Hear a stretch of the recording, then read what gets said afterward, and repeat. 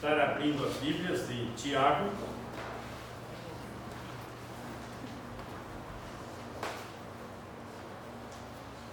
A última vez eu ministrei o versículo 3, é isso? Vocês confirmam?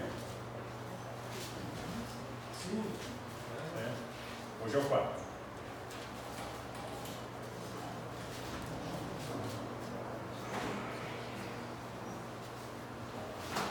Nós precisamos do quê? De uma atitude correta diante das provações. E qual que é a atitude correta? Nos alegrarmos. Por quê? Porque sabemos que Deus está conduzindo as nossas vidas à perseverança e à maturidade, que é exatamente o ciclo que está colocado aqui. A provação é da fé, para nos conduzir à maturidade e alcançarmos a vitória. Eu tive pensando, essa última aqui não seria melhor vitória, seria melhor glorificação. Porque vitória fica muito humanista, nossa vitória.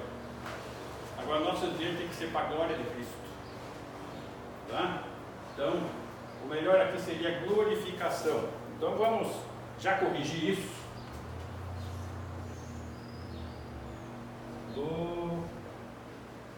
Vamos por glória. Glória. E vamos riscar isso aqui. Ok? Glória.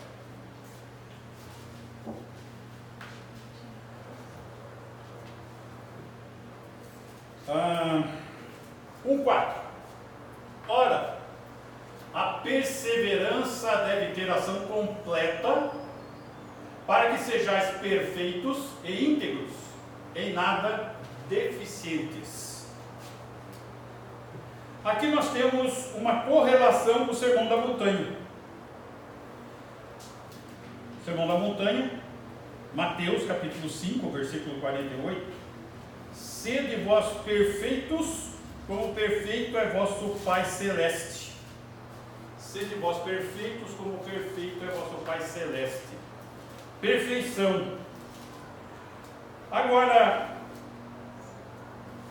o que é? O que significa nesse contexto? Não significa ser impecável. Mas, na prática, como que funciona isso? Amar os que nos odeiam. Vamos exercitar um pouquinho a mente. Pense numa pessoa que não gosta de você. Ame. Orar pelos que vos perseguem. Ore por ela. Ter boa vontade com amigos e inimigos. Então, o que é ser perfeito? Perfeito é o cristão que é capaz de imitar a Deus, ministrando bênçãos imparcialmente. É isso. E aqui a coisa já começa a se tornar sobrenatural. Não está na nossa natureza. Tem que ser fruto do Espírito. A perseverança deve ter ação completa. Volta lá no 1,4, Luquinhas. A perseverança deve ter ação completa. Muitos de nós entramos em pânico diante de problemas. E quando diante de problemas, nós buscamos recursos, e normalmente recursos desesperados para sair da provação. Em vez de nós perguntarmos ao Senhor qual o propósito da prova, nós vamos ao médico e queremos um remédio para aquele problema. Vamos ao psicólogo e queremos uma solução humana para aquela situação. Ou se não, vamos à igreja buscar revelações pseudos profetas. Deus está falando com você, vou buscar a vontade de Deus. Eu preciso sair dessa prova. Com isso, o que acontece? Aumenta o tempo da provação. Pode até aumentar a provação. Ou talvez os dois. Aumentar o tempo e a prova. Porque a nossa reação está errada. O que nós estamos fazendo dessa maneira? Atrapalhando o processo de desenvolvimento de Deus nas nossas vidas. A provação da fé para a maturidade. E com a atitude correta nós estamos atrapalhando o agir de Deus no nosso viver. Então, eu entendo que precisamos o quê? Deve ter ação completa. Nós precisamos o quê? Colaborar também. Precisamos entender a situação. Compreender no que precisamos nos tornar cristãos mais maduros, em nada deficientes. Então as provações não têm o alvo de nos desesperar e não têm o alvo de não desanimar. Nós não estamos aqui, não é só essa a finalidade da provação, não é desânimo, não é desespero. Aliás, nenhum problema é grande demais para o Senhor. Todas as coisas cooperam para o bem daqueles que amam a Deus. O agir de Deus é benevolente. Agora, existem provas e provas. Existem provações que nunca vão ser removidas, porque elas são necessárias nas nossas vidas a vida inteira. Para quê? Para nós experimentarmos a suficiência da graça de Deus. Vamos por exemplo, 2 Coríntios capítulo 12, versículo 7. E para que não me ensoberbecesse com a grandeza das revelações, foi-me posto um espinho na carne, mensageiro de Satanás, para me esbofetear, a fim de que não me exalte. A finalidade, a fim de que não me exalte. Como um homem, como o apóstolo Paulo, 13 cartas, o maior evangelista e implantador de igrejas, o maior missionário, um conhecimento tremendo. É só ver a carta de Paulo aos Romanos, é a carta mais completa doutrinariamente, mas foi necessário um espinho na carne dele para ele se manter no lugarzinho dele. Foi o agir de Deus, e Deus permitiu o mal. Satanás pôs o espinho na carne. Versículo 8. Por causa disso, 3 vezes pedi ao Senhor que o afastasse de mim. Ele orou 1 vez, 2 vezes, 3 vezes. E quando Deus responde não, não também é resposta. Porque se toda oração ele tiver que responder sim, você está no comando. 9. Então ele me disse: a minha graça te basta, porque o poder se aperfeiçoa na fraqueza. De boa vontade, pois, mais me gloriarei nas fraquezas, para que sobre mim repouse o poder de Cristo. Qual o alvo? Repousar sobre ele o poder de Cristo. Qual o exemplo do ministério que nós temos da vida de Paulo? O poder de Cristo estava com ele. Mas foi necessário um espinho na carne. Foi necessário uma provação contínua. 10. Pelo que sinto prazer nas fraquezas, nas injúrias, nas necessidades, nas perseguições, nas angústias, por amor de Cristo. Porque quando sou fraco, então é que sou forte. Provações. Provas em cima de provas, por amor de Cristo. Maturidade, o alvo. Nós conhecemos um Paulo maduro, mas teve um processo. teve um agir de Deus. Ah, mas o Paulo se converteu e já foi uma bênção do ministério. Não. 11 anos de preparação. 11. De açoites, de provas, dos irmãos dizendo não, de Deus dizendo não. Lembra que ele foi para Jerusalém? Os irmãos fizeram a malinha dele, ó, volta para trás. E Deus confirmou, pega a mala e vai embora. Não era a hora, não estava maduro.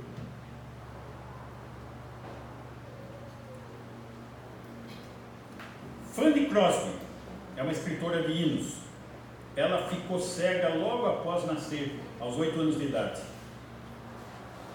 E percebam na vida dela esse agir de Deus. Ela, com 8 anos, escreveu esses versos que eu vou ler. Que alma feliz eu sou, pois decidida estou, ainda que não possa ver, a satisfeita e contente viver. Bênçãos incontáveis posso desfrutar, com as quais outros nem chegam a sonhar. Lamentar e chorar pela vista ou cegou, isto não posso, não vou. Grata pela cegueira. Então, a paz é a consequência do quê? Da submissão. Lembra que nós estamos estudando alguns verbos? Saber, considerar, saber e deixar, versículo 4. Deixar o agir de Deus, se submeter a Ele. A paz é a consequência da submissão aqui, à vontade de Deus. Quando nas provações aprendemos as lições que Ele nos ensina. A maturidade. Esse é o alvo, a maturidade. Precisamos aprender a conjugação do verbo deixar em nossas vidas. Ou seja, ter uma vontade submissa a Deus.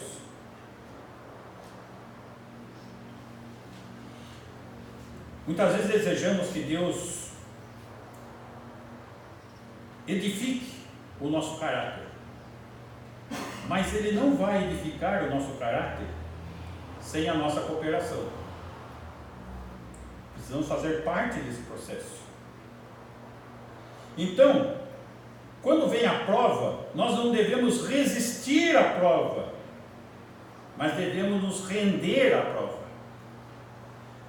O alvo é o produto, que é a maturidade.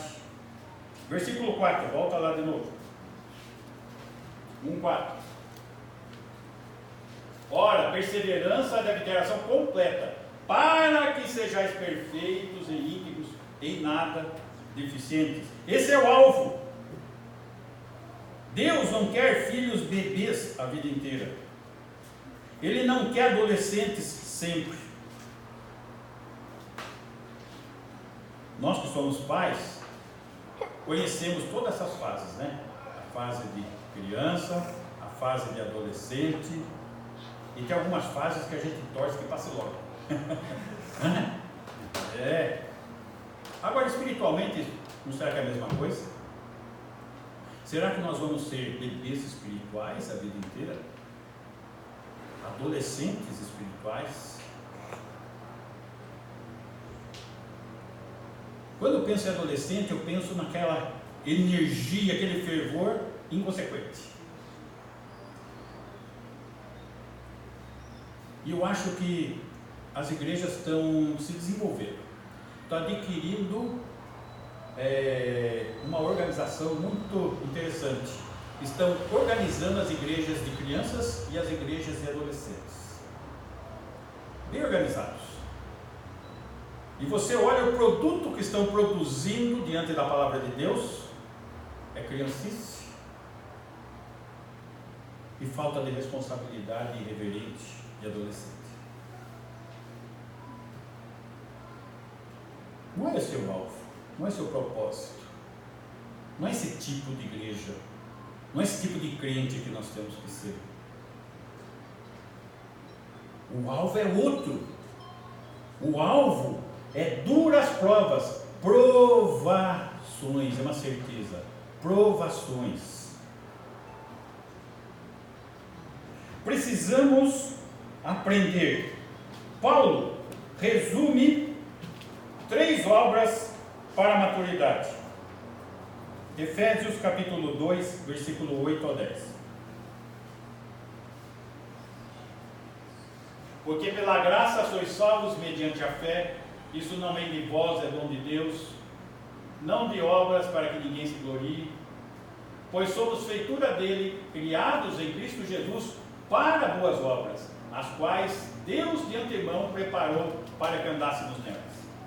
Aqui nós temos que enxergar 3 coisas.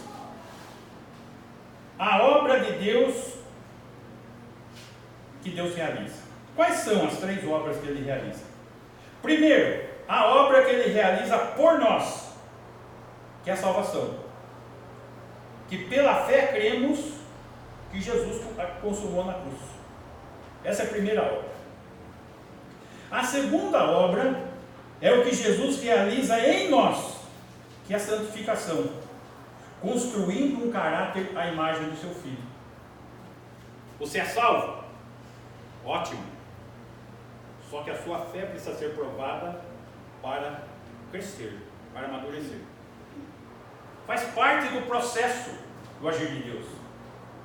E por meio de nós, obras por meio de nós, que é o versículo 10, para o serviço. Quando nós estamos maduros, nós criados em Cristo para boas obras. Vamos ver alguns exemplos disso que eu estou falando. Abraão, o pai da fé, recebe a promessa de um filho que ia gerar uma grande nação. 25 anos demora o nascimento do filho.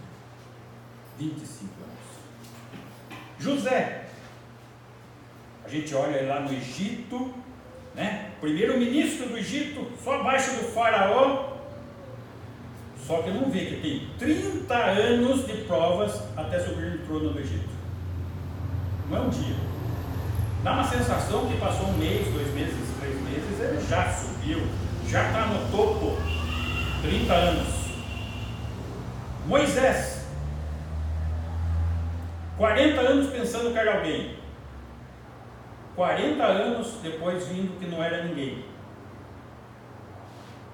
e 40 anos depois de 80 anos do agir de Deus na vida dele, ele deixou, ele permitiu, ele se pôs à vontade submissa a Deus e viu o que Deus pode fazer com ninguém como ele era e como nós somos. É disso que eu estou falando. É o processo, e o processo tem tempo. E às vezes nós somos lentos nisso.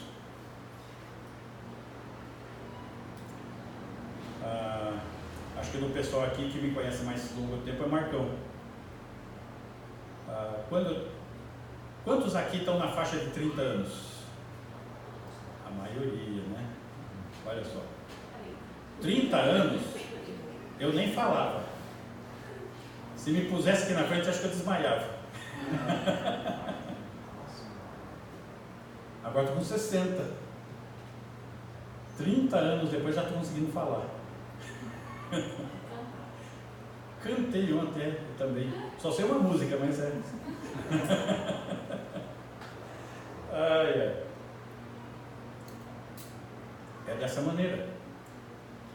A maturidade não vem do dia para a noite. Eu acho que eu com 30 anos eu já podia estar fazendo o que eu estou fazendo com 60. Mas houve aquela luta com o agir de Deus, com a vontade de Deus, com o amadurecimento, e a coisa foi prorrogando até aprender alguma coisa. Assim é a nossa vida. E precisamos aprender com isso. Então, quem tentar passar pelas provações sem se sujeitar à vontade de Deus, vai ficar parecido mais com uma criança mimada. Exemplo na Bíblia disso. Jonas, criancinha mimada. O Jonas, ele recusou pregar em Nínive. Deus disciplinou. Jogou no mar, fez o peixe engolir, soltou lá na praia, daí ele obedeceu. Mas não obedeceu de coração, não. Ele não cresceu na experiência da proclamação da palavra de Deus em Nínive. Não. Ele ficou do lado de fora da cidade, amuadinho, de biquinho, impaciente com o sol, impaciente com o vento, impaciente com a planta, impaciente com o verme, impaciente com Deus. Criancinha mimada. Um estágio difícil para o amadurecimento. Nós vemos alguns que amadureceram e outros que não. E Jonas foi um desses. Quem perdeu com isso? Foi Deus ou foi Jonas? Será que Jonas não enxergou as provas que ele estava passando para amadurecer? Não. A atitude dele mostrava que não. Agora vamos pensar em nossas vidas. Como tem sido nossa atitude? N momentos do agir de Deus, de oportunidades, e muitas vezes o crescimento não acontece, o amadurecimento não acontece, o entendimento não acontece, e se a gente persistir nisso, não vai acontecer. Precisamos deixar o agir de Deus em nossas vidas. Temos que desmamar. Interessante que a criança nessa fase que a mãe está desmamando, ela vem e quer mamar, e a mãe não deixa. Daí a criança vai pensar o quê? Minha mãe não gosta mais de mim. Não quer mais me dar de mamar. Quando Deus manda as provas, o que está acontecendo? Meu Deus, o que eu fiz? Eu não mereço isso que está acontecendo. O que está vendo na minha vida? O que está vendo é que talvez estamos num cenário de criança mimadinha, que está precisando desmamar, está precisando crescer, amadurecer, assumir um papel adulto diante do Senhor. E é isso que o texto está trabalhando aqui em Tiago. O livro de Tiago, eu acho que é o livro que tem mais advertência da Bíblia. Ele tem demonstrações para o lado prático da sua fé. Ele está olhando a doutrina aplicada, como que você vive a doutrina de Deus, como que você vive para Deus.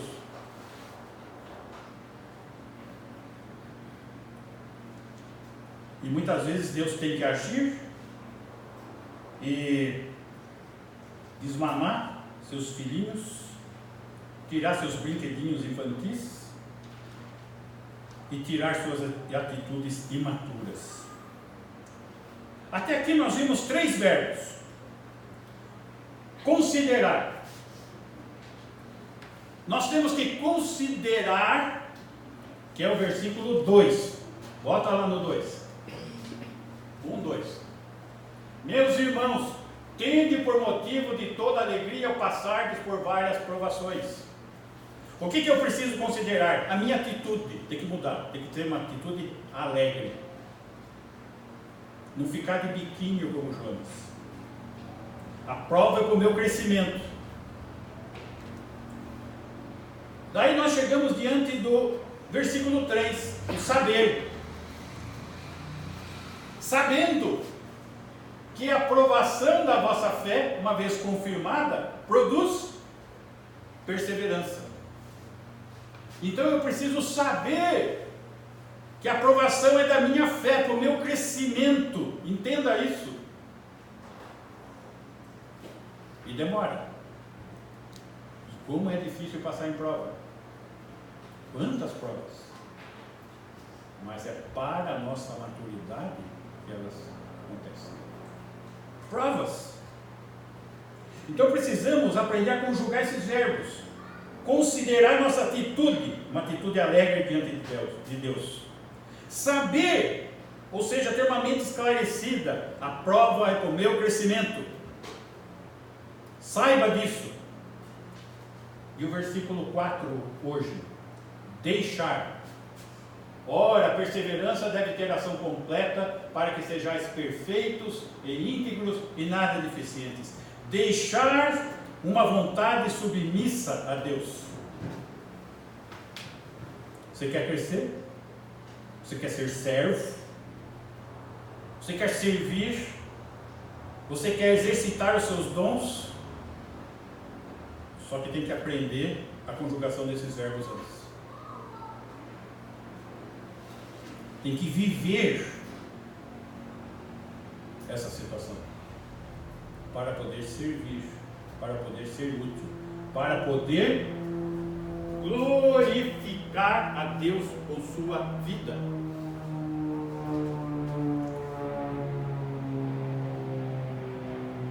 Viva uma fé perseverante e madura, alegrando-se nas provações.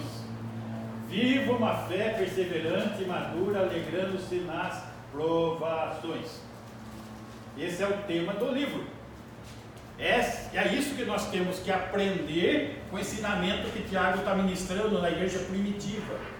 A igreja primitiva, que todo mundo fala que era a igreja ideal, já tinha crente desse naipe aí, como tem hoje?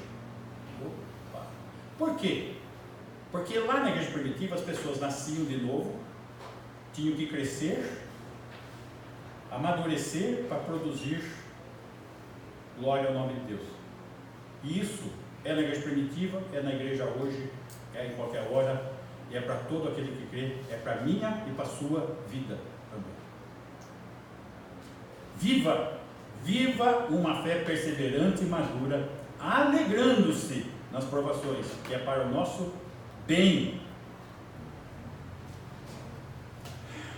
Nós vimos alguns exemplos, né? Nós vimos aquele exemplo lá da pepita de ouro, né? Que foi tirada, encontrada, avaliada e viu que era de alto valor e a mina passou a valer muita coisa e o dono da mina é Deus e eu sou a pepita e o ouro é derretido e o processo termina quando?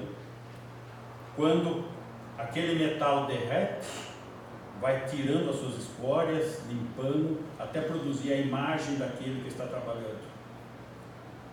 E nós estamos aqui porque nós temos que buscar ser a imagem do Senhor Jesus Cristo. E o caminho é um caminho de prova. O caminho de Jesus foi de servo, de cruz, para depois chegar na glória. E não vai ser diferente com a gente. Não vai ser diferente. Nós somos discípulos, seguidores da pegada dele. Os passos dele passaram pela cruz primeiro, para chegar no trono. Esse é o processo de depuração, de preparo. Esse é o caminho que temos que seguir para sermos a imagem do Senhor Jesus Cristo, para podermos ser aquela tapeçaria que eu falei que nós estamos enxergando lá do avesso, a parte desconecta de fios soltos, mas o outro lado é onde o Senhor quer nos levar, um lado que venha trazer glória ao seu nome. Você está aprendendo o ensinamento de Tiago, que foi usado pelo Espírito Santo para aqueles irmãos lá em Jerusalém, na igreja primitiva.